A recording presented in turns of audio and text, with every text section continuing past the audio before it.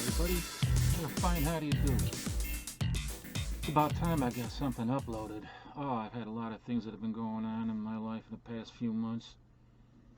Not the least of which is picking up lots of comic books. Tons. I bought, I don't know, a couple of different collections. And I'm still buying more. Also, I had a car accident and I've been having problems with my arthritis, you know. It wasn't a serious car accident. There were no injuries or anything, and it was, you know, under $4,000 and under $3,000 on my end. So anyway, where's that? You know, it just adds to all the stress and the anxiety already with the coronavirus. Speaking of coronavirus, check this out. This is I forgot what they call it. One of these dickies, I guess. I don't know. It doubles as a scarf, hide your old man chin, and you can wear it as a headband or a mask like that, which I do. But I put this over my nose and mouth first, and then I put this over it, and then when I get home I clean this. I soak it in hot water and vinegar and soap, and then I let it dry, and then I reuse this again, and I throw the face mask out, of course, and the rubber gloves that I use I throw out. I wear those too, just taking precautionary measures. Let me add some ambience. Oh crap, I forgot about this. I was going to turn that around. How the hell with it? I'll just put this as an 18 years or older video.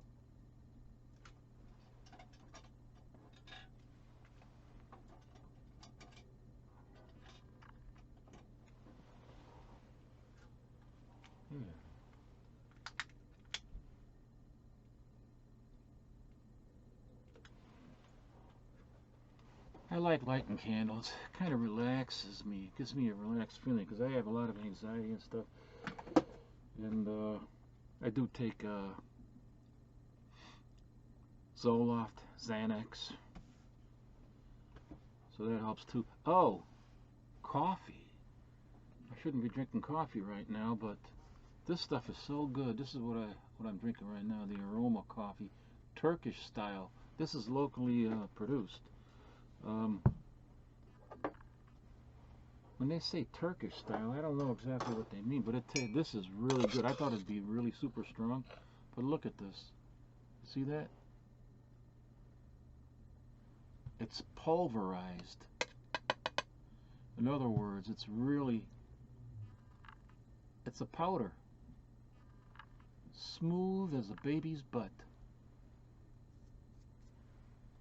Here, let me do a little auto manual focus on this.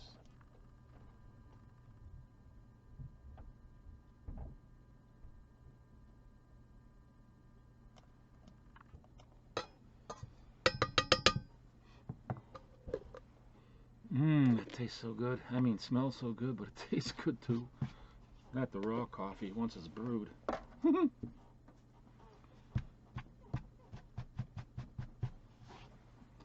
So this is it right here, and I always put a little bit of whipping cream in there, you know. I don't know, I like it Vienna style. Nobody else touches that except me. My little Mickey the Mouse. He used to belong to my kids when they were small. Oh crap, kept it all this time.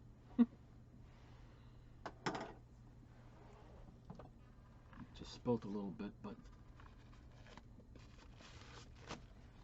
this is from 1965.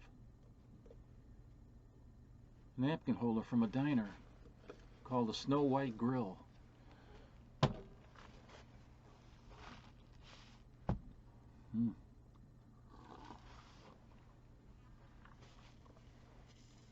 Oh, that's good stuff. Okay. Let me get to some of these comics now. Oh, first off, I want to do this. I do this opening because I got this in the mail. It's a comic book I bought forgot what I paid for it. I don't even know what it is anymore now. But this is how it was sent. And it's just a paper manila envelope. There's no cardboard inside. And it just boggles my mind how they just send this stuff. I'll be surprised if this is not damaged.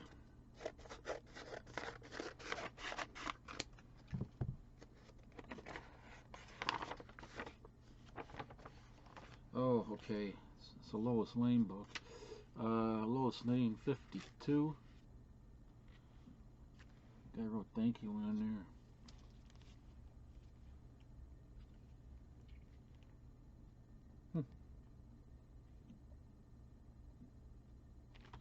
I think, let's see here. Let me show it to you. It looks okay.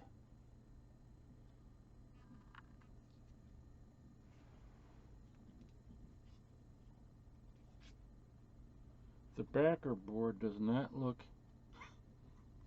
that's amazing. None of the corners in the backer board look dented, so it looks alright, you know. I mean, it's amazing considering the way that it was shipped.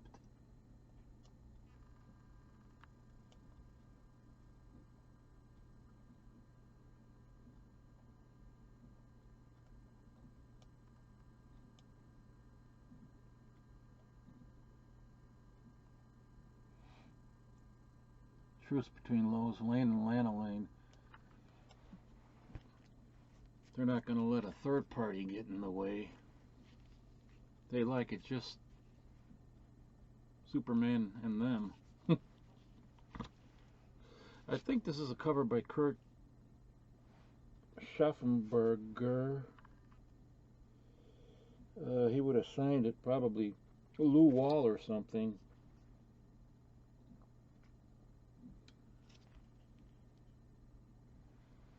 I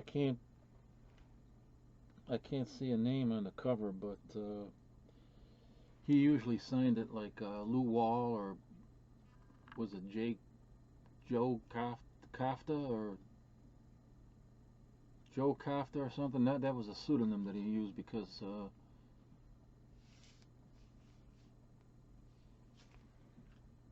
well, he wouldn't have used that pseudonym for DC. He would have used it while working at ACG. So he would have signed this with his own name at DC, Kurt Schaffenberger, because that was his regular gig. But there is no signature on it. I'm pretty sure that's Kurt Schaffenberger.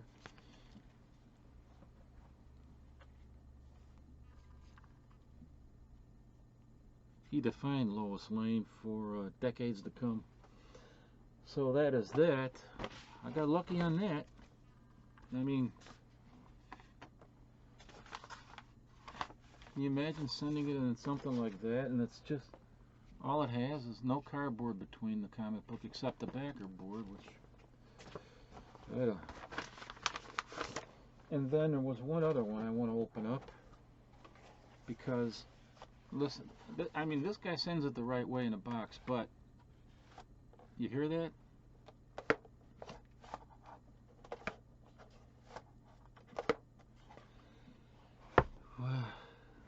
He didn't pack it steadily so that it wouldn't move around, which I don't understand. I mean, you just throw it in the box, and you don't put any packing material in there so it doesn't move around and get damaged.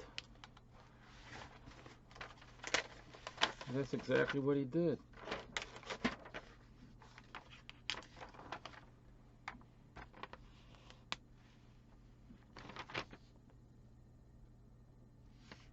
This is from LC Comics.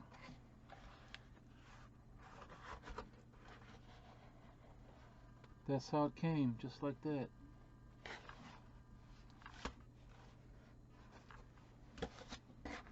That amazes me. He just throws it into the box and then ships it off like that. What? Unbelievable. Well, this worked out too, I guess. Doesn't seem to be damaged.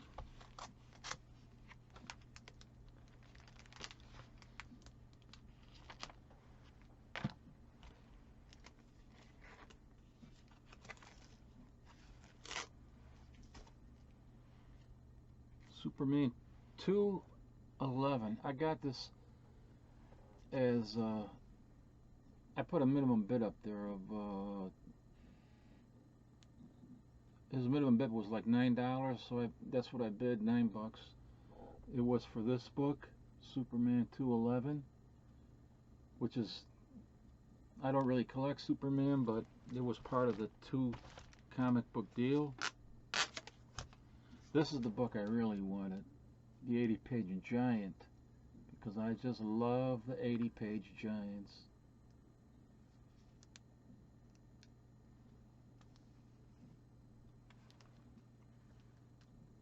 I think it has a spine, yeah, there's a spine split on the bottom. You can see it there, and it's from 1968. I believe it's from 1968.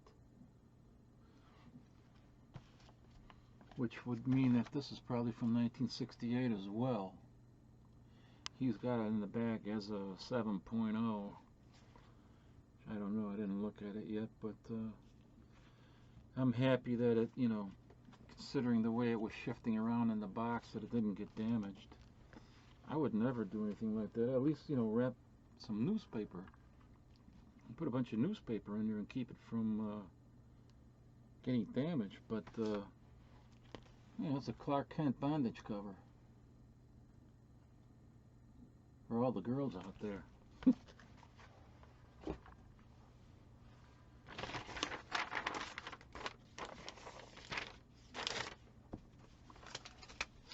So, also I got a, oh man, I got so much stuff, man. I picked up, I didn't even pick up the rest of the collection yet that I just recently got with a friend of mine, Leo. I think there's something like 40,000 books in there. No, wait a minute, that's not right.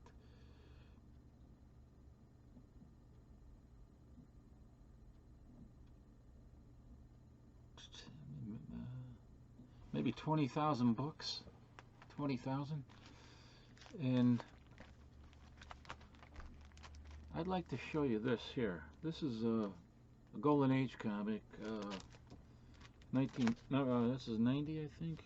Yeah, 90. It's from 1945, a true Golden Age comic book, and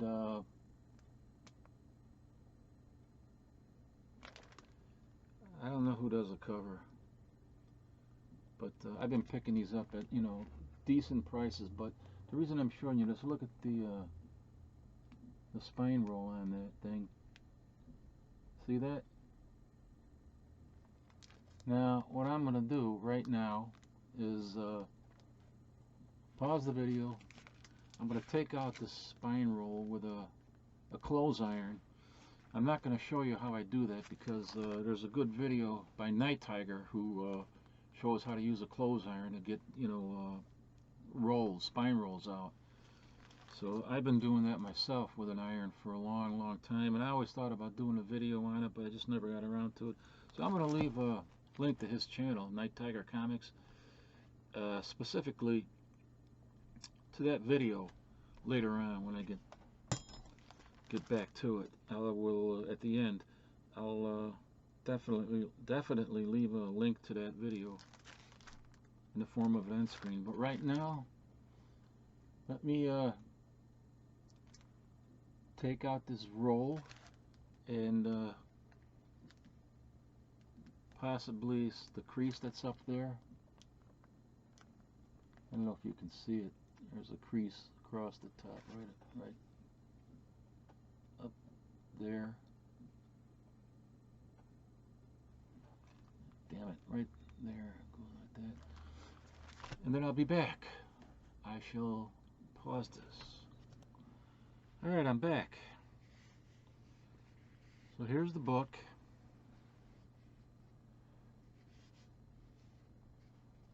As you can see, came out pretty nice. Unfortunately, I was not able to get out. I got some of the a little bit of the crease out here, but not much. You need a comic press. I mean a heat press to do that. But I don't have one of those, not yet. There you have it. Here's the back of the book.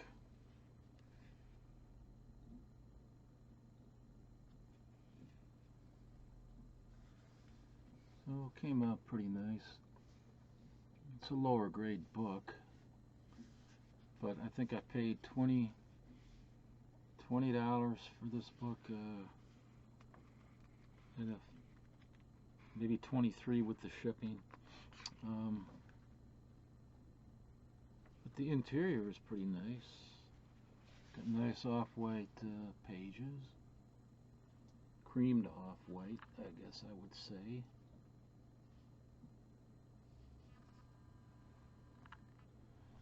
Oh, does this have any Torchy stores? Oh, you know, it has Rusty Ryan, I think. Rusty Ryan and the Boyville Brigades. Or the Boyville Brigade, I should say. Let me show you some. I think Bill Ward did the... he was kind of a Captain America figure.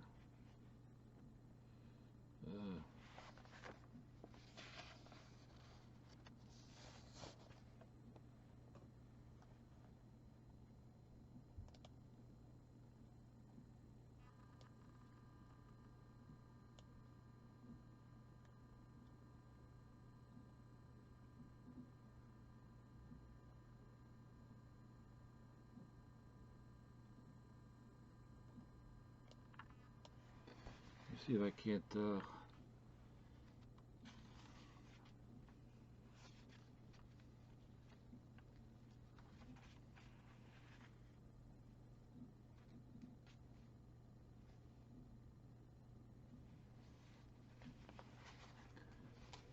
here's another better picture of this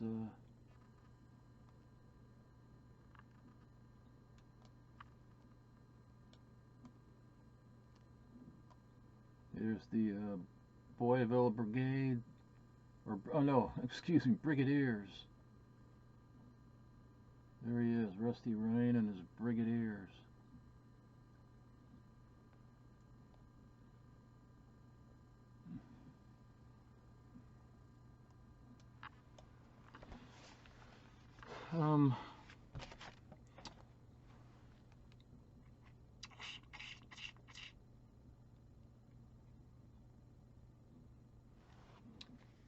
You know, I think I might be confusing him with Bill Ward with Quackenbush.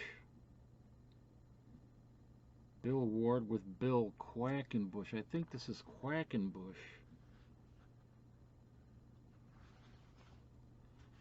I is confused, I'm sorry, but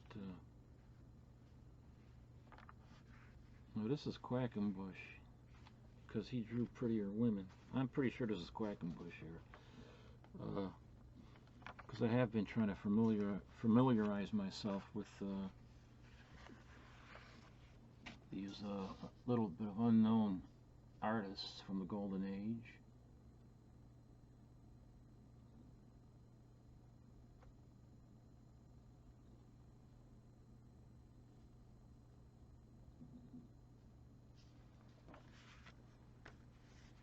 So, but anyway, that pressing I think came out pretty nice. Got rid of that spine roll.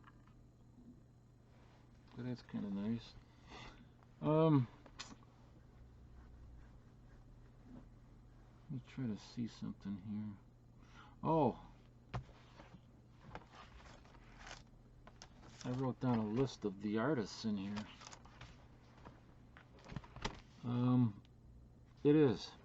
It is Bill Quackenbush. Okay. And some of the other artists in this Golden Age copy of Feature Comics number 90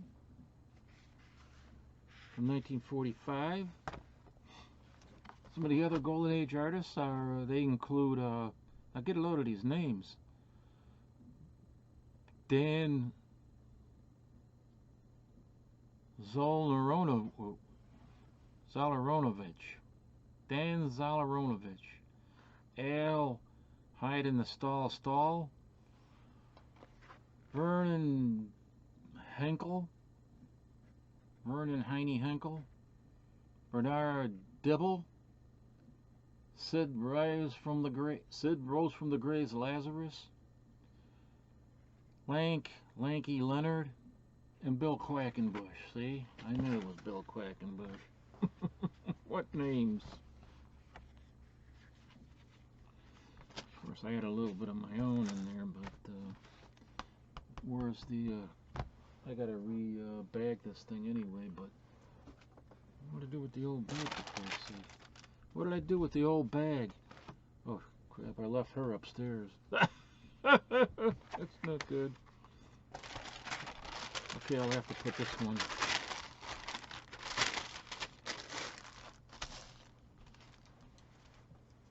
I have to put that one away until I can bag it later on. I don't know what I did with my bags and boards here. Okay, what else have I got to show you here? Okay, I picked up, these are things that I bought online, okay? This is not from that big collection that I bought, not yet.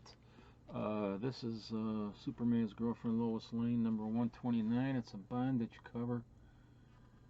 She's wrapped up to the limb of a tree by a boa constrictor.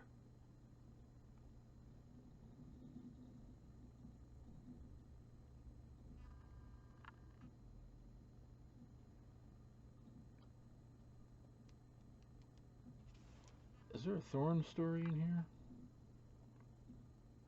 No, I don't know. And another thing, I just love this. This is Kurt Schaffenberger. This is Lois Lane. What is that? 53 from 1964. I can't remember now. 64 or 65. This is, but I love the cover because it's very nostalgic for me during a time when they had carnivals and local carnivals, even around here in Chicago, and kissing booths. Man, you wouldn't see any of that kind of stuff today anymore. No way. And Lois Lane over there is really mean and vicious. What a mean and vicious little bitch today. Look at that. He's doing this for charity and calling him conceited show-off, and she'd rather kiss Dracula, I'm sure. What a jealous woman. Boy, jealous woman. They can turn really bitchy there, and he's doing it for charity. Shame on you, Lois. Oh, boy. Now here's another Feature Comics from the Golden Age. It's also, this is 1945.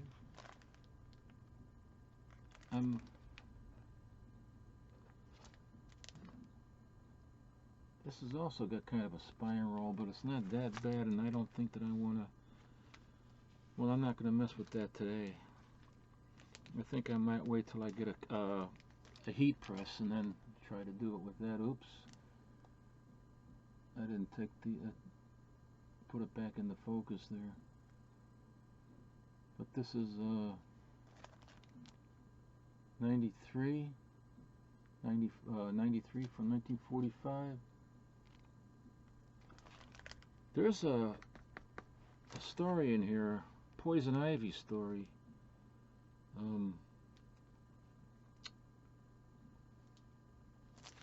This Poison Ivy, not the Poison Ivy that we're familiar with right there. This Poison Ivy, I think by Jack Cole.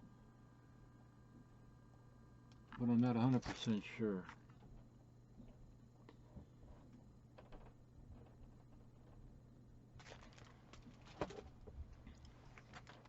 And I picked up Feature Comics number 123 from 1948.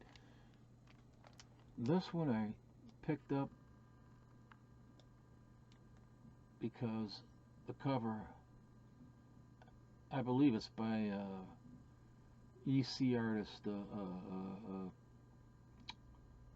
what the frick's his name? Reed Crandall.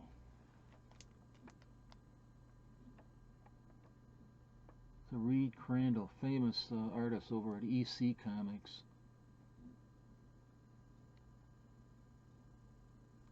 Look, there's Lollapalooza. And I got all these comics were like under 20 bucks, so they're lower grade, but not that bad, you know. So I mean, how often you get Golden Age comics for $20 or even less? This one I paid $13 for because there's a coupon cutout on the back cover. This is the Lone Rider, obvious knockoff of the Lone Ranger. How they got away with it, I don't know, but they did. This is issue 9 from 1952.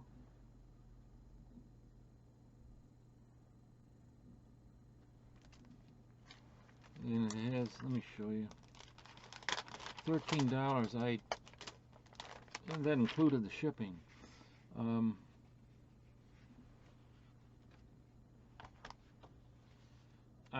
And it's got tape on the back too, but I didn't mind paying that because, what else? Did I do something to this book? No. Sometimes I add, I did add a little bit of mending tissue to it. Anyway, there's the hole. And somebody had previously taped it. There you go.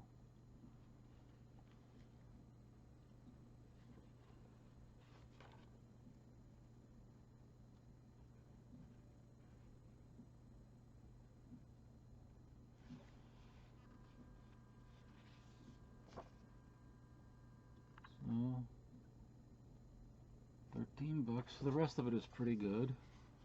The rest of it's very nice, as a matter of fact. Look at the interior pages are nice.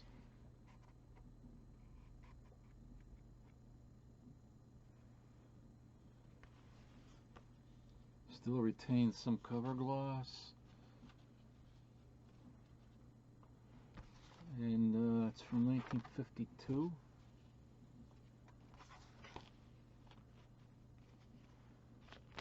Hell, that's the year I was born. 1952. I'm a goddamn dinosaur.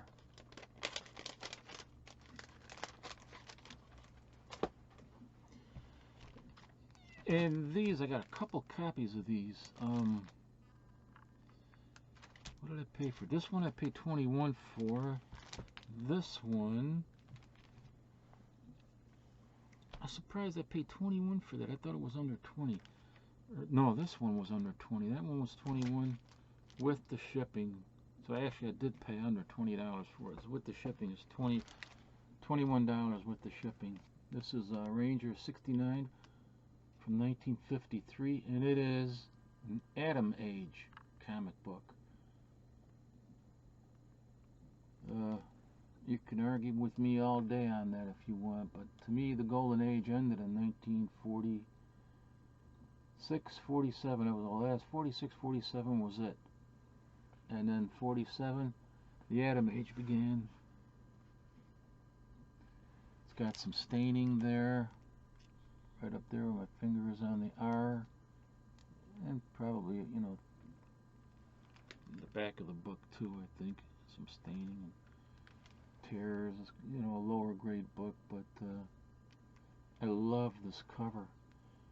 And it's a cover by Morris Whitman, who did a lot of the work for Feature Comics. I mean Fiction House, not Feature. For Fiction House, he did a lot of the Jungle comics as well. And I love, what a great looking cover here. I love the colors in it. Now, I also got this one. This one was $17 with the shipping.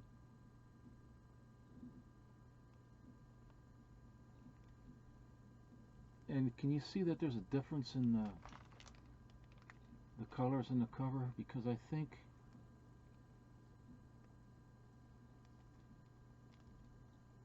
one is a little bit more faded than the other. But I still like the colors on it. I mean, look at the... I don't know which cover I like better with the color. I don't know. G.I. Jane. And you know, Kurt, Joker 68, he sent me one of, I think he sent me a Ranger comic. And I was looking for it because I was thinking that maybe it was another one of these. These two I got online, but I think he might have sent me one, just the same thing, the same one. And I was looking for it before I went and, you know, bought these, but I couldn't find it. I don't know what I did with it. I wasn't sure if it was the same issue or not, but... So there's that. Beautiful cover, Morris Whitman. And here's Dollman number 15. This is from 1948. And this has the Torchy story in it by Bill Ward. Let me show you that. Oh, yeah, that's Bill Ward, of course. Bill Ward, that was his baby, Torchy. Look at this.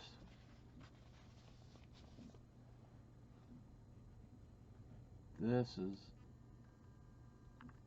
You're talking about kids that read these comics.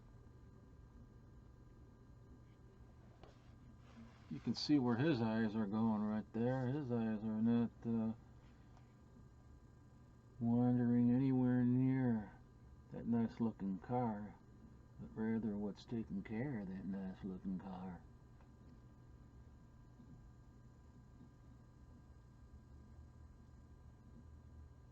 These are kind of sought after, these issues with the Torchy stories in them, for obvious reasons. I mean, it was blatantly loaded with headlights. Every panel that she's in, they emphasize, if you don't know what headlights are, that's where they emphasize the women's breasts, her boobs, her boobies.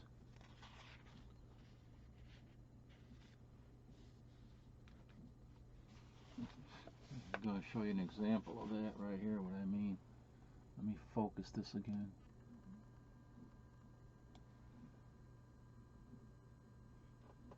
See that? Right there, look at that. When they come to a point, as they did right here as well, in this panel, when they come to a point like that, they refer to that as headlights because they're making her breasts very, very prominent. Sexy. That's what kids liked back then. And still do today, even more so. Oh man. But yeah, that's number 15. Back of the cover, look at those ads. Oh, I love those ads. Something for everybody.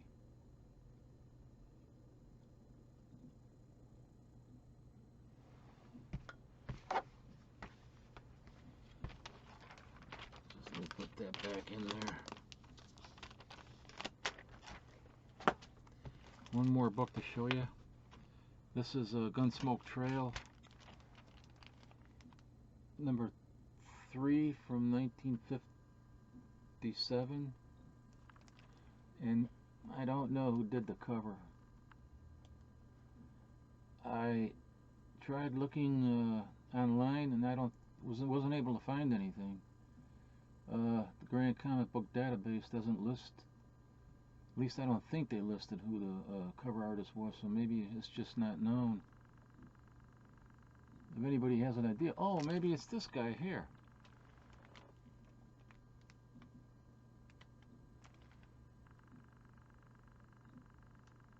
James Corbett.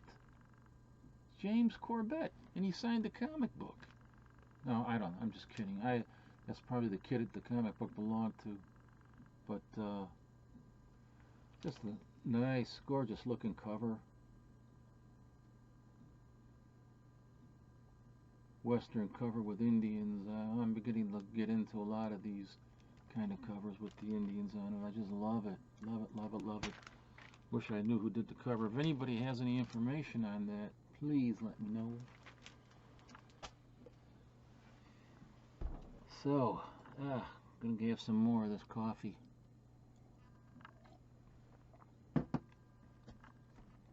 Oh, this stuff is good. Pulverized.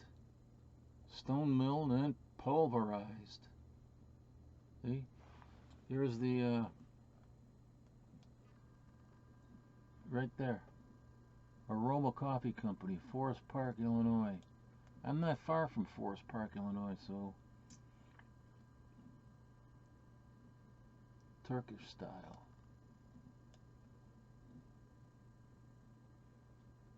And I love that it's in a can and that all the labeling is printed right onto the can. I just love that. I save the cans, of course. I'm not going to throw these out. I have all sorts of uses for these. So that's about it for right now. And yeah, this is a scissor I use to get the hairs out of my nose. Off the big scissors. No, I don't do that. So we're in lockdown over here. All the restaurants and bars have been ordered closed at least for 2 weeks, maybe 3, and then they're going to do some reassessment, and they might extend the closure another week or another 2 weeks. We don't know. And libraries are closed. The food courts in the malls are closed. Most of the malls are closed anyway. A lot of businesses just closed because there's just no business. Except for supermarkets, you know, Costco, Walmart, where they have food and other supplies. Because people are hoarding like crazy. And, you know, they're afraid they're going to be quarantined, you know, and they won't have enough toilet paper or something. I don't know. But, you know, we always bought at Costco, so we had a big stock of paper towels and toilet paper. We probably got enough for the next 6 months, because we always have that. We buy this stuff even before there was any news of a coronavirus. But just going into the stores to get some regular stuff that we want, and watching these people fight over stuff, you know. I even seen at Costco, I seen somebody tried to steal a big thing of was the last. There were no more paper towels left. Somebody tried to steal it out of somebody else's cart, and the guy saw him and then ran over there, and they almost got in a fight. They had to call the manager, and then they threatened to call the police, and then that person that tried to steal it was I don't know, they went to the front or something.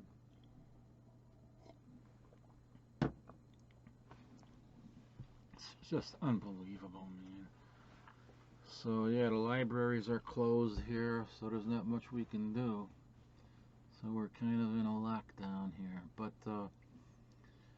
some of the supermarkets like Whole Foods and there's and the Mariano's, they have and many other ones too. They have the little area with tables where you can sit down, and so supermarkets are open. So that's one place where you can hang out and have coffee. Of course, they're suggesting that you keep at least 4-6 feet away from other people, practicing social distancing. I like to have people stay away from me anyway. So, alrighty, this thing's been going on long enough, and hope you guys tune in next time. I got a lot more stuff to show now. A huge amount of comic books that I picked up, and I haven't even gotten to those 20,000 books that are all boxed in these short boxes, 18-inch boxes. That's gonna take me a long. I'll have enough stuff there to enough material there for future videos for the next couple of years. Anyway, take care, people. Live long and be well. Hope to see you next time.